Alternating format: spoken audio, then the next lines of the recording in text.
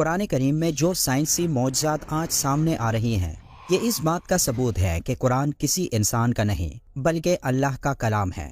قرآن میں اللہ تعالیٰ نے لوگوں کو بار بار اس طرف متوجہ کیا کہ مظاہر فطرت پر غور و فکر کریں اور ان میں اس کی نشانیاں تلاش کریں۔ قرآن کریم کی ایک آیت میں اللہ نے اس دنیا کی سب سے حقیر اور کمزور مخلوق کی مثال بیان کی ہے، جس میں موجودہ مطلب کو سمجھ کر ایک انسان اس دنیا کا اصل مطلب جان سکتا ہے۔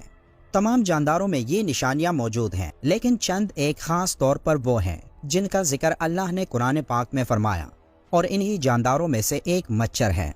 جب قرآن پاک میں مکڑی اور مکھی کی مثال بیان ہوئی تو مشرک کہنے لگے کہ بھلا ایسی حقیر چیزوں کے بیان کی قرآن جیسی اللہ کی کتاب میں کیا ضرورت؟ تب اللہ نے ان کے جواب میں یہ آیات نازل فرمائی۔ اللہ تعالیٰ اس بات سے بالکل شرم اور ندامت محسوس نہیں کرتا کہ وہ کسی مچھر کی مثال بیان کرے یا اس کے اوپر کی کسی چیز کی۔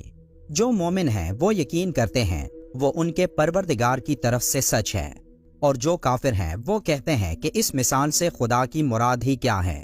اسی طرح اللہ ایک ہی بات کے ذریعے بہت سے لوگوں کو گمراہ ٹھہراتا ہے اور بہت سے لوگوں کو ہدایت دیتا ہے، اور اس سے صرف انہی کو گمراہی میں ڈالتا ہے جو پہلے سے ہی نافرمان ہیں۔ مچھر بے شک ایک معمولی اور غیر اہم سا جاندار ہے، مگر اس پر غور و فکر کیا جائے تو اس میں بھی اللہ کی بہت ساری نشانیاں دیکھنے کو ملتی ہیں۔ اللہ تعالیٰ نے مچھر کے لیے قرآن میں بعودتا کا لفظ استعمال فرمایا ہے، اور یہ لفظ مؤنث ہے۔ مچھر کی دنیا میں کوئی 3500 اقسام ہیں، اور ان تمام اقسام میں صرف مچھر کی مادہ ہی انسانوں، حیوانوں اور پرندوں کا خون چوستی ہیں، جبکہ نر مچھر نباتات اور پھلوں کا رس چوستا ہے۔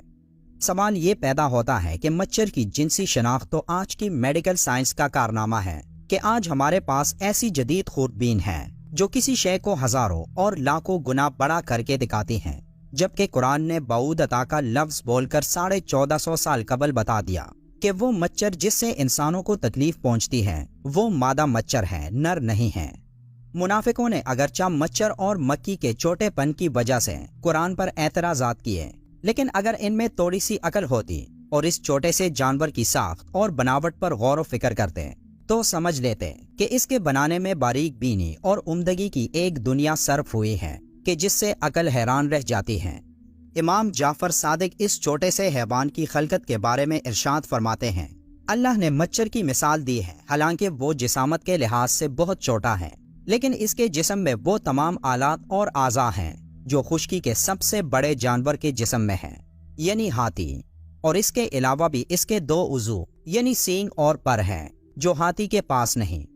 یہ ظاہر کمزور سا جانور جسے خدا نے ہاتھی کی طرح پیدا کیا، اس میں غور و فکر انسان کو پیدا کرنے والے کی عظمت کی طرف متوجہ کرتا ہے، خصوصاً اس کی سونڈ جو ہاتھی کی سونڈ کی طرح اندر سے خالی ہے اور وہ مخصوص قوت سے خون کو اپنی طرف کھینچتی ہے۔ یہ اتنا حساس ہوتا ہے کہ صرف کسی چیز کے اٹھنے سے خطرہ محسوس کر لیتا ہے اور بڑی تیزی سے اپنے آپ کو خطرے کی جگہ سے دور لے جاتا ہے، اور تعجب کی بات یہ ہے کہ انتہائی کمزور ہونے کے باوجود بڑے سے بڑے جانور کو عاجز کر دیتا ہے۔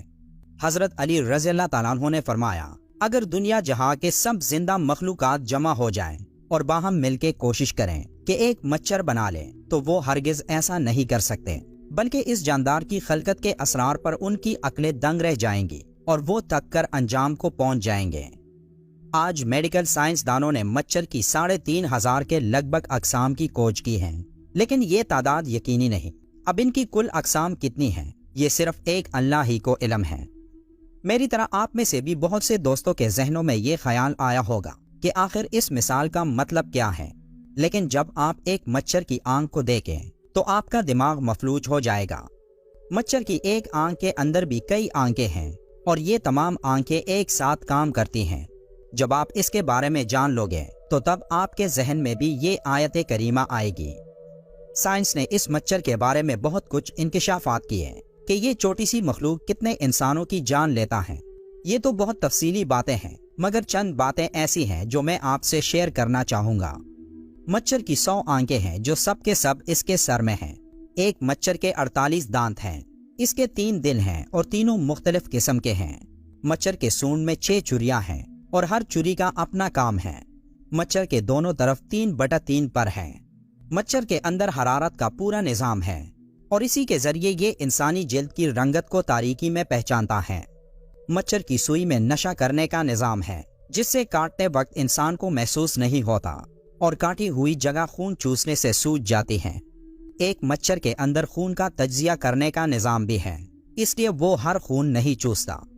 इस बारे में साइंस की सबसे हैरानकुन तहकीक में ये बात सामने आई कि एक मच्छर के ऊपर इसके पर होते हैं जो इससे भी हल्के होते हैं, और मच्छर के पर के ऊपर एक माइक्रोस्कोपिक पैरासाइट होता है, एक जानदार जो मच्छर से भी हकीर चीज है, जो तुम्हें अपनी आंख से नजर भी नहीं आती। अल्लाह ताला को तो तुम्हारे अमाल की और गलत कामों की मिसाल देने के लिए ऐसी चीजों को सामने लाने में कोई मुश्किल नहीं, और यही वो चीज है जिसके बारे में अल्लाह ने सूरह अल बकरा की आयत नंबर 26 में मच्छर की मिसाल देने के बाद फरमाया, अल्लाह ताला इस बात से बिल्कुल शर्म और नदामत महसूस नहीं करता कि वो किसी मच्छर की मिसाल बयान करें या इसके ऊपर की किसी चीज की। अल्लाह हम सबको कुरान पढ़ने और इस पर अमल करने की ताकत अता करे। वीडियो के आखिर में एक बार दुरूद शरीफ पढ़ना मत भूलिएगा। मिलते हैं एक और मालूमाती वीडियो में, तब तक के लिए अल्लाह हाफिज।